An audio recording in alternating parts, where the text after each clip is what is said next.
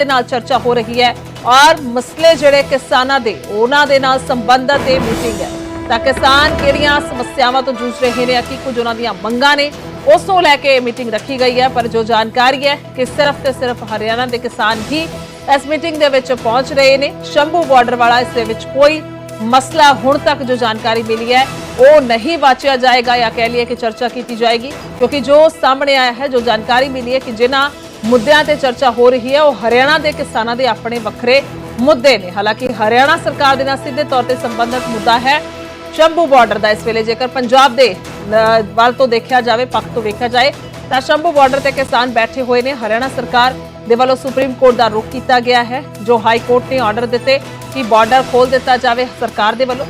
पर उस दे विचाले हुण ये मीटिंग हरियाणा के किसानों के नाल हो रही है। पंजाब का कोई किसान आगू इस मीटिंग दे विच नहीं है।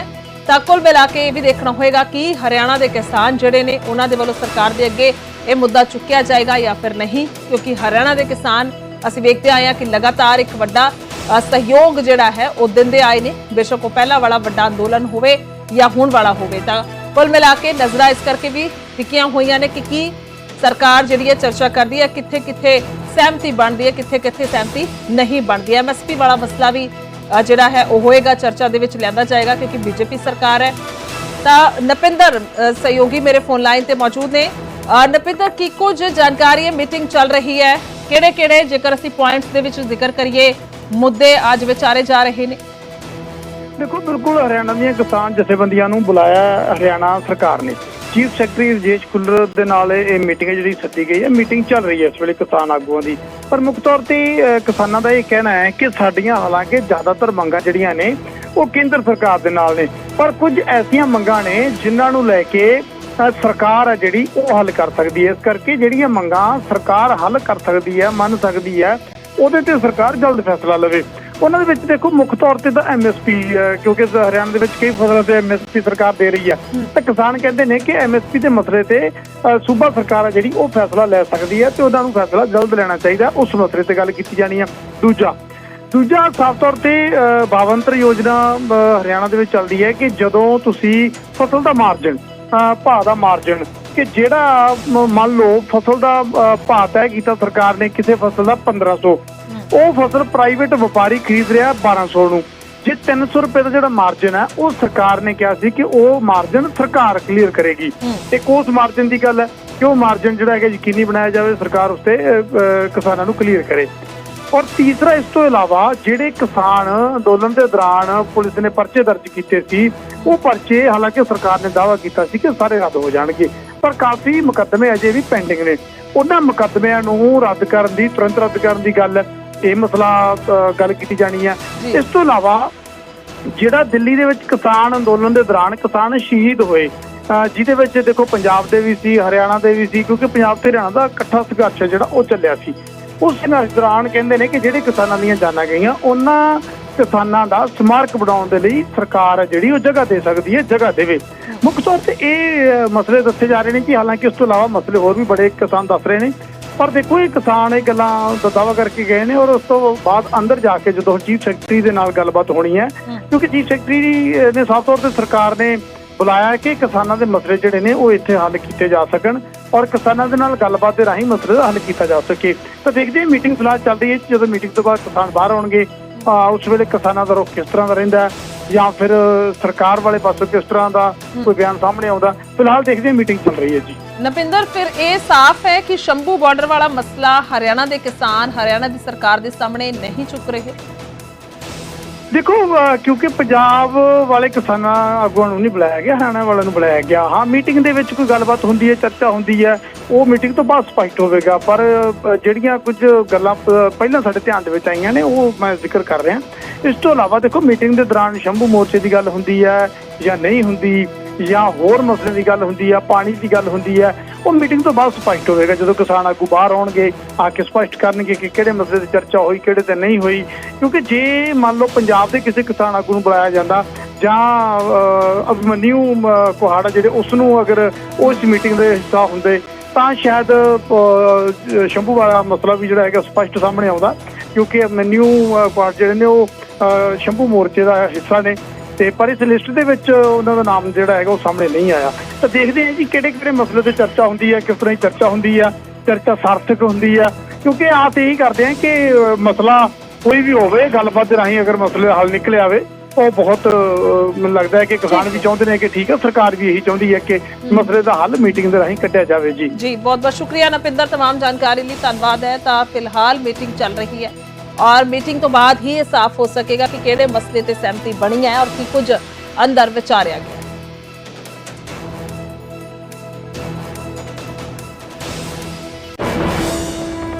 उधर संसद भवन ਦੇ ਵਿੱਚ ਆਲ ਪਾਰਟੀ ਮੀਟਿੰਗ ਹੋਈ ਹੈ। तमाम ਵੱਡੀਆਂ ਪਾਰਟੀਆਂ ਦੇ ਲੀਡਰਾਂ ਨੇ ਦੱਸਿਆ ਕਿ ਸ਼ਿਰਕਤ ਕੀਤੀ ਹੈ ਔਰ ਮੀਟਿੰਗ ਦੇ ਵਿੱਚ ਨੀਟ ਯੂਜੀ ਪੇਪਰ ਲੀਕ ਦਾ ਮੁੱਦਾ ਉੱਠਿਆ ਹੈ। ਤਾਂ ਵੱਡੀ ਖਬਰ ਹੈ, ਨੀਟ ਯੂਜੀ ਪੇਪਰ ਲੀਕ ਮਾਮਲੇ ਦੇ ਵਿੱਚ ਸ਼ਾਰਟ ਡਿਊਰੇਸ਼ਨ ਚਰਚਾ ਦੀ ਮੰਗ ਰੱਖੀ ਗਈ ਹੈ।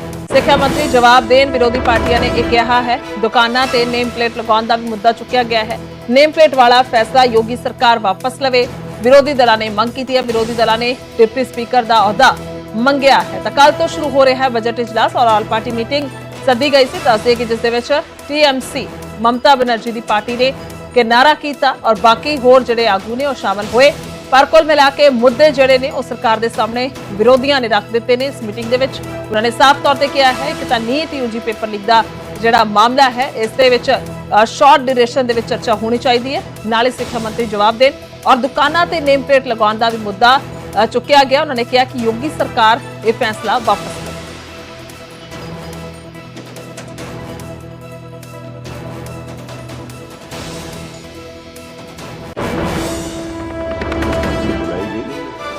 और ये औपचारिकताएं हैं, हर सत्र के पहले ऐसी मीटिंग बुलाई जाती है क्योंकि ये बजट सत्र है और नई सरकार तीसरी बार आने के बाद और पहला ऐसे देखा जाए तो पार्लियामेंट का सेशन हो चुका है, लेकिन मुख्य कार्यों को लेकर ये पहला सेशन है और बजट आने वाला है, तो इसलिए अलग अलग पहलुओं पर किस तरह से चर्चा होनी चाहिए सभी ने अपने अपने सुझाव दिए। कई पार्टियों ने अपने राज्यों के भी विषय कुछ लिए जाने चाहिए, उसके बारे में भी बात की। लेकिन एक बात निश्चित है, मैंने जो सुझाव दिया कि सत्र पार्लियामेंट का किस तरह से अच्छे तरह से चले, अच्छी डिबेट हो, अच्छी चर्चाएं हो और व्यवधान कम से कम हो। देखिए कोई भी इश्यू तो आएगा, इतने बड़े हमारे देश में अलग अलग घटनाएं अलग अलग राज्यों में घटती हैं, उनको जरूर संसद में उठाना चाहिए, लेकिन एक तौर तरीके से उठाया जाए तो उस पर व्यापक चर्चा भी हो सकती है। लेकिन आम तौर पर व्यवधान निर्माण करना ये एक परंपरा बन चुकी है पार्लियामेंट में और इस परंपरा में कहीं ना कहीं बदलाव आना चाहिए। स्थगन प्रस्ताव ही रोज लाकर हमारी पार्लियामेंट चलाने की अगर ये मंशा होगी तो ये किसी भी प्रकार से ये मतलब कोई अच्छे काम के लिए संभव नहीं होने वाला है। प्रफुल्ल पटेल एनसीपी अजीत गुरदेव वालों ये साफ तौर पर कहा गया है कि मंशा जी साफ होनी चाहिए है। ऑल पार्टी मीटिंग सदी गई है जिस ਵੱਖ-ਵੱਖ मुद्दे चुके गए हैं। सुभाविक तौर पर बजट सैशन है और उस तो पहला ये मीटिंग सदना अपने आप दे काफ़ी सुनेहे दिता है, क्योंकि जेकर पिछले 2 टर्म का जिक्र किया जाए मोदी सरकार का तो उस वेख्या गया कि किस तरीके के नाल पहले 100 दिनों के ही धड़ाधड़ फैसले अजिहे लए गए जिसनों लैके हुण तक सवाल जिहड़े ने उठते आए हैं। पर हुण कुल मिला के ये मीटिंग अपने आप दे विच अहम है जेकर बाकी पार्टियां नूं सद्दिया गया।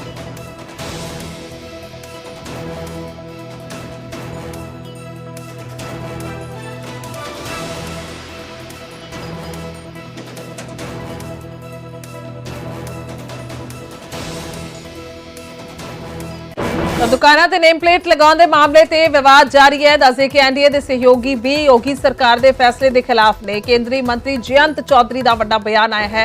जयंत चौधरी ने नेम प्लेट के फैसले का विरोध किया है। धर्म और जात के आधार पर कोई सेवा नहीं लेंदा। दस्से कि अजे भी समय है, उन्होंने कहा सरकार अपना फैसला वापस लवे। हर मुद्दे नूं धर्म के नाल जोड़ना ठीक नहीं है। जयंत चौधरी ये कह रहे हैं किथे किथे लिखिए अपना नाम, उन्होंने कहा है और की हुण कुर्ते ते भी नाम लिख रही है। तो इस तरीके दे नाल उन्होंने सवाल किए हैं और सीधे तौर पर जयंत चौधरी का यह बड़ा बयान सामने आया है। सो दस दईए कि योगी सरकार के वालों फैसला लिया गया जिसनों लैके हर पासे सवाल उठ रहे हैं। पूरे देश के बयानबाजी हो रही है। ऑल पार्टी मीटिंग के भी ये मुद्दा उठा और इस ते एनडीए के सहयोगी जिहड़े ने उन्हां दे वल्लों भी इस फैसले से सवाल खड़े किए गए।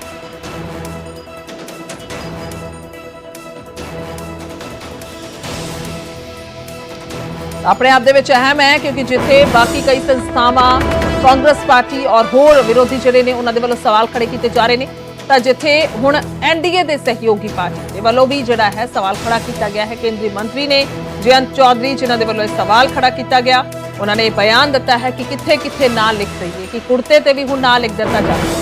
ਇਸ ਕਿਸਮ ਦੇ ਸਵਾਲ ਜਿਹੜੇ ਨੇ ਉਹਨਾਂ ਨੇ ਇਸ ਮਸਲੇ ਨੂੰ ਲੈ ਕੇ ਖੜੇ ਕੀਤੇ ਨੇ ਕਿਉਂਕਿ ਸਭ ਦੀ ਆਪੋ ਆਪਣੀ ਰਾਏ ਹੈ। ਜਿੱਥੇ ਬੀਜੇਪੀ ਇਸ ਗੱਲ ਤੇ ਜ਼ੋਰ ਦੇ ਰਹੀ ਹੈ ਕਿ ਇਸ ਦੇ ਨਾਲ ਕੁਝ ਅਜਿਹਾ ਨਹੀਂ ਹੈ ਕਿ ਕਿਸੇ ਨੂੰ ਨੁਕਸਾਨ ਹੋਏਗਾ, ਸਿਰਫ ਤੇ ਸਿਰਫ ਇੱਕ ਕਲੈਰਿਟੀ ਰਹੇਗੀ। ਜੇਕਰ ਕੋਈ ਵੀ ਗਾਹਕ ਕਿਸੇ ਵੀ ਦੁਕਾਨ ਤੇ ਜਾ ਰਿਹਾ ਹੈ और उसने कोई चीज खरीदनी है तो उसको एक क्लियर रहेगा कि वो दुकान साफ सुथरी है या नहीं। पर इस दे विचाले फिर अपने आप च बहुत सारे सवाल ने कि इस नाम तो क्लियर हो जाएगा कि वाकई ही जो अंदर प्रोडक्ट बन रहा है या अंदर जिहड़ी चीज तैयार हो रही है वो वाकई ही पूरी साफ सुथरे तरीके दे नाल बनाई गई है और कि उस दुकान दे विच सिर्फ उसे मजहब दे नाल उसे धर्म दे नाल जुड़े हुए लोग काम कर रहे ने या फिर उसे दे ही परिवार दे लोग होणगे कि होर कोई उस दे विच काम नहीं कर रहा होएगा। ਤਾਂ ਆਪਣੇ ਆਪ ਦੇ ਵਿੱਚ ਬਹੁਤ ਲੰਬਾ ਅਸੀਂ ਕਹਿ ਸਕਦੇ ਹਾਂ ਕਿ ਡਿਬੇਟੇਬਲ ਇਹ ਇਸ਼ੂ ਹੈ ਔਰ ਇਸ ਨੂੰ ਲੈ ਕੇ ਲਗਾਤਾਰ ਚਰਚਾ ਹੋ ਰਹੀ ਹੈ। ਪਰ ਇਸੇ ਦੇ ਵਿਚਾਲੇ ਇਹ ਬਹੁਤ ਅਹਿਮ ਹੈ ਜੇਕਰ ਐਨਡੀਏ ਦੀ ਸਹਿਯੋਗੀ ਪਾਰਟੀ ਦੇ ਵੱਡੇ ਆਗੂ ਸਵਾਲ ਚੁੱਕ ਰਹੇ ਹੋਣ, ਬਿਆਨ ਦੇ ਰਹੇ ਹੋਣ।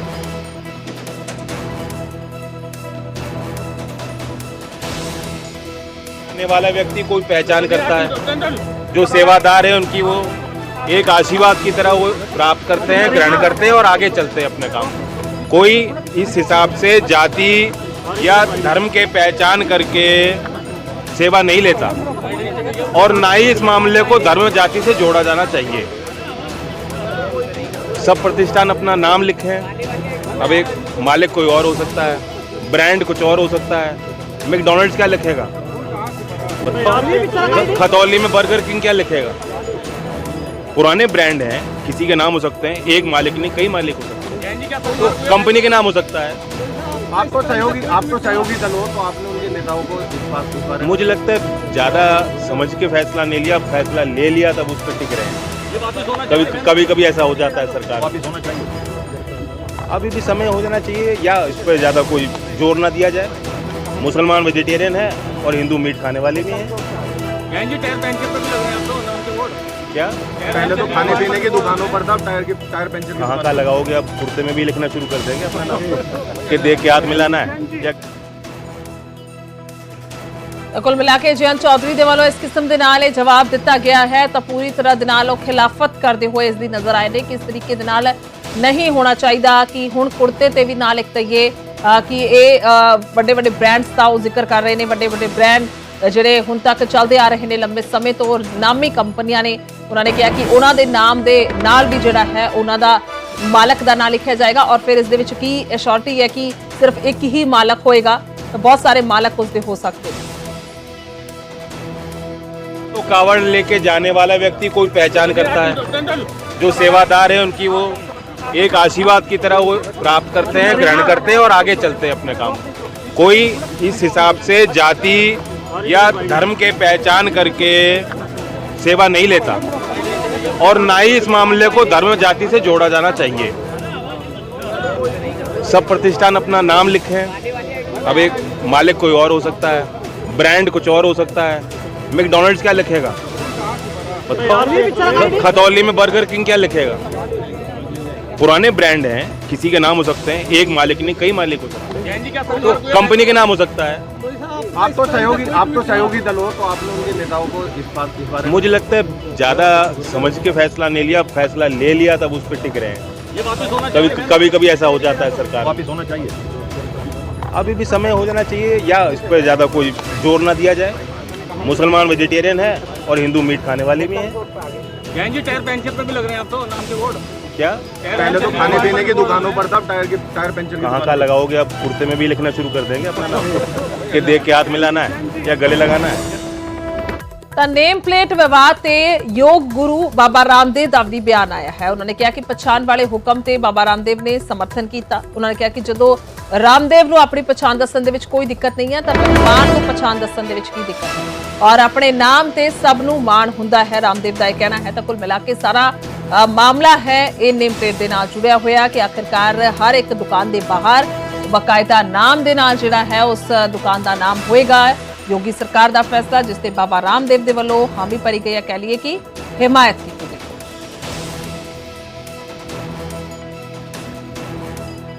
जब रामदेव को अपनी पहचान बताने में कोई दिक्कत नहीं है तो रहमान को क्यों दिक्कत होनी चाहिए?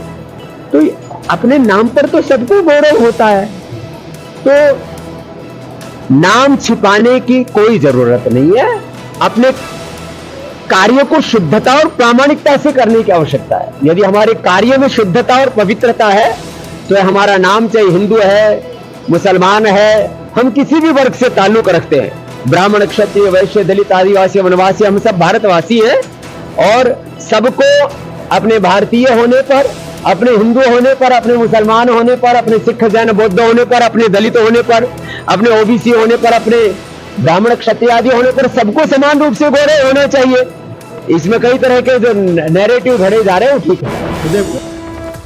ਉਧਰ ਮੱਧ ਪ੍ਰਦੇਸ਼ ਦੇ ਉਜੈਨ ਦੇ ਵਿੱਚ ਵੀ ਯੋਗੀ ਸਰਕਾਰ ਵਰਗਾ ਹੁਕਮ ਜਾਰੀ ਕਰ ਦਿੱਤਾ ਗਿਆ। ਹੁਣ ਉਜੈਨ ਦੇ ਵਿੱਚ ਵੀ ਦੁਕਾਨਦਾਰ ਨੇਮ ਪਲੇਟ ਲਗਾਉਣਗੇ ਔਰ ਉਜੈਨ ਨਗਰ ਨਿਗਮ ਨੇ ਇਹ ਆਦੇਸ਼ ਜਾਰੀ ਕੀਤੇ ਨੇ। ਮੇਅਰ ਨੇ ਦੁਕਾਨਾਂ ਦੇ ਬਾਹਰ ਦੱਸਦੇ ਕਿ ਨਾਮ ਲਿਖਣ ਦਾ ਆਦੇਸ਼ ਦੇ ਦਿੱਤਾ ਹੈ ਤਾਂ ਗਾਹਕ ਨੂੰ ਦੁਕਾਨਦਾਰ ਦੇ ਬਾਰੇ ਜਾਣਨ ਦਾ ਹੱਕ ਹੈ। ਮੇਅਰ ਨੇ ਕਿਹਾ ਹੈ ਹੁਕਮਾਂ ਦੀ ਉਲੰਘਣਾ ਕਰਨ ਵਾਲਿਆਂ ਤੇ ਭਾਰੀ ਜੁਰਮਾਨਾ ਲੱਗੇਗਾ। ਪਹਿਲੀ ਵਾਰ ਦੇ ਵਿੱਚ 2000 ਰੁਪਏ ਔਰ ਦੂਸਰੀ ਵਾਰ ਦੇ ਵਿੱਚ 5000 ਰੁਪਏ ਜੁਰਮਾਨਾ ਜਿਹੜਾ ਹੈ ਉਹ ਲਗਾਇਆ ਜਾਏਗਾ। ਤਾਂ ਕੁੱਲ ਮਿਲਾ ਕੇ ਜਿਹੜਾ ਫਰਮਾਨ ਹੈ ਯੋਗੀ ਸਰਕਾਰ ਦਾ ਉਹ ਅੱਗੇ ਤੋਂ ਅੱਗੇ ਅਸੀਂ ਕਹਿ ਸਕਦੇ ਹਾਂ ਹੋਰ ਸੂਬਿਆਂ ਦੇ ਵਿੱਚ ਵੀ ਸਾਨੂੰ ਦੇਖਣ ਨੂੰ ਮਿਲ ਰਿਹਾ ਹੈ।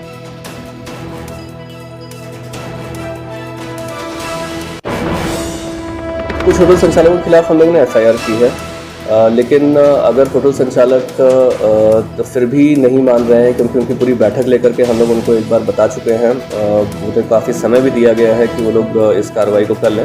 यदि होटल संचालक उसके बाद भी नहीं मान रहे हैं तो निश्चित तौर पर हम होटलों को बंद करने की कार्रवाई करेंगे, क्योंकि ये आवश्यक है कि किस व्यक्ति का होटल है, कहाँ पर उसे किससे शिकायत करनी है, ये जो है सभी जो भी लोग रुकने के लिए आ रहे हैं उनको मालूम है।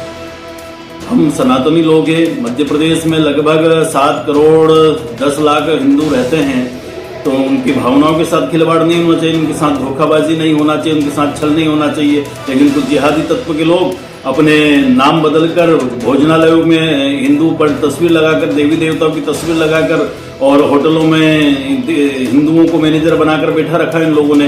जब उनके साथ छल होता है, उनका पैसा किसी यूसुफ भाई के खाते में जाता है तब पता चलता है। तो आप अपनी ईमानदारी बनाकर रखें ना। जितने भी प्रोपाइटर है, मालिक है, रेस्टोरेंट मालिक है, होटल मालिक है, वो अपने मालिक के नाम और नंबर बराबर बोर्ड पर होना चाहिए। ये प्रशासन, उज्जैन प्रशासन, मध्य प्रदेश प्रशासन को इस ओर बिल्कुल बारीकी से ध्यान देना चाहिए।